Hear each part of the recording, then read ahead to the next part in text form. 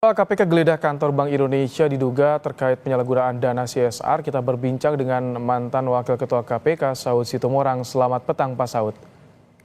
Mas Ibrahim, selamat petang. Baik. Gimana, Mas?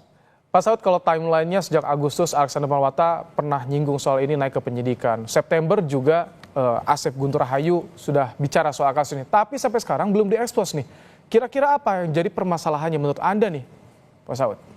Iya, memang dari awal kan style mereka berbeda ya. Periode ini mereka nanti biasanya langsung mengumumkan, langsung ditahan. Itu stylenya mereka.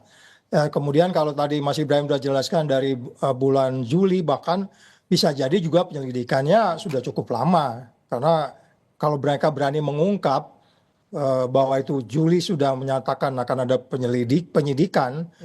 Penyelidikan saja tidak boleh diungkap. Jadi saya pikir ini proses cukup lama dan mereka saya pikir cukup prudent untuk mengatakan bahwa ini ada peristiwa tindak pidana korupsi di dalamnya.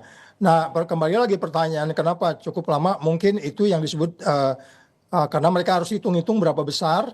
Yang tadi kan dijelaskan oleh pihak BI-nya ada sejumlah, yang dijelaskan oleh Asep juga ada sejumlah yang tidak digunakan pada tempatnya. Nah, ini mungkin mereka menghitung-hitung seperti itu. Kemudian ketika mereka sudah yakin, maka dilakukanlah penggeledahan malam yang lalu. Itu, Mas Ibrahim. Jadi dengan adanya penggeledahan pada Senin malam ini bisa disebutkan indikasi menguatkan betul adanya dugaan korupsi di CSR, karena sebenarnya sudah naik penyidikan juga kan? Iya, itu sudah yakin. Mas Ibrahim, kamu kalau penyidik nggak boleh menggeledah rumah orang kalau belum penyidikan. Ya, jadi itu sudah prudent. Cuman persoalannya kembali lagi kan kayaknya ini seperti ada TikTok ya, jawab-menjawab ya. Seolah-olah tidak membenarkan sesuai dengan prudent, mereka sesuai dengan good corporate governance, GCG. Sehingga kemudian kita pantas juga bertanya bagaimana juga. Kan mereka juga di bawah OJK juga. OJK kan memberi petunjuk kalau mau bikin CSR seperti apa. Nah, itu penting menarik untuk kemudian nanti ketahuan mainstreamnya kayak gimana gitu, Mas Irsal. Oke, kalau penggunaan dana CSR atau peruntukannya ini celahnya di mana untuk jika ditemukan tindak pidana korupsi? Biasanya celahnya seperti apa, Pak Saud?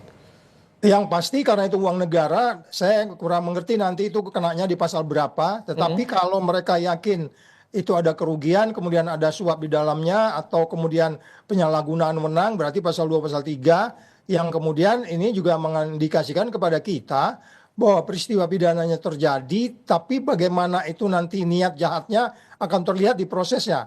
Karena kan ada sistem ya, ada yang disebut good corporate governance. Bahkan OJK itu sudah memberi saran, memberi petunjuk bagaimana kalau membuat CSR. Bagaimana ini kemudian teman-teman di KPK mendalaminya, bahwa mereka yakin ada penyelewengan atau penyalahgunaan wewenang dan seterusnya, sehingga dana itu tidak sampai kepada yang berhak. Saya pikir penyidik sudah yakin betul bahwa ada peristiwa proses yang menyimpang dari ketentuan yang berlaku. Jadi pelanggaran terhadap undang-undang. Artinya pelanggaran terhadap peraturan yang sebenarnya bagaimana CSR itu harus dilaksanakan. Gitu, Mas Ibrahim. Tapi biasanya penggunaan dana CSR ini kan tentu akan transparan, apalagi di lembaga seperti Bank Indonesia.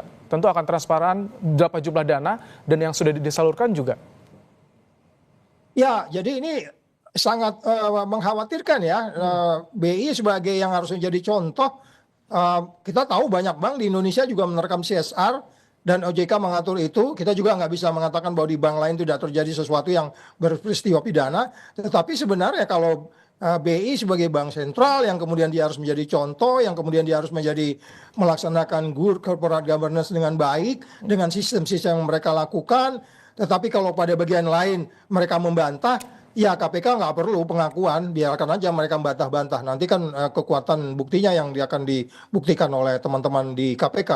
Jadi sekali lagi kita sangat menyayangkan ya, ini kenapa bisa terjadi kalau benar terjadi. Tentu ini sangat memalukan juga dan ini sangat besar kaitannya dengan indeks persepsi korupsi nantinya. Jika ditemukan kejanggalan atau dugaan tindak korupsi, ini siapa yang disasar oleh KPK? Siapa yang akan diperiksa oleh KPK dalam hal ini, Pak Saud, menurut Anda? Ya, kalau saya lihat benar tadi disebutnya gubernur ruangannya sudah digeledah.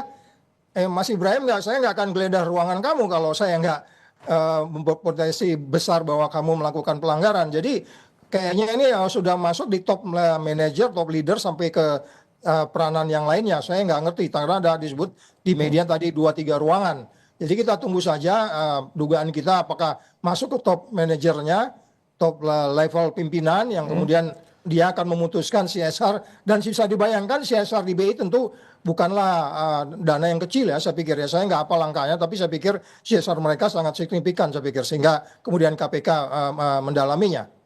Tapi menurut Anda, dalam waktu yang segera, apakah diperlukan kejelasan, kepastian hukum, expose rilis untuk bagaimana menentukan ini betul ada atau tidak? Pikir harus segera ya, karena mempengaruhi itu. Ada pengaruh juga terhadap pasar dan lain-lain. Itu kan kita mengirim sinyal ke pasar yang tidak baik. Bahwa kemudian Bank Sentral juga melakukan sesuatu yang transaksional dan berpotensi dilakukan tindak pidana. Sehingga kemudian supaya tidak menimbulkan banyak keraguan, ya sebaiknya sore ini karena memang sudah geledah, mereka harus segera umumkan saja untuk kemudian kalau memang perlu ditahan.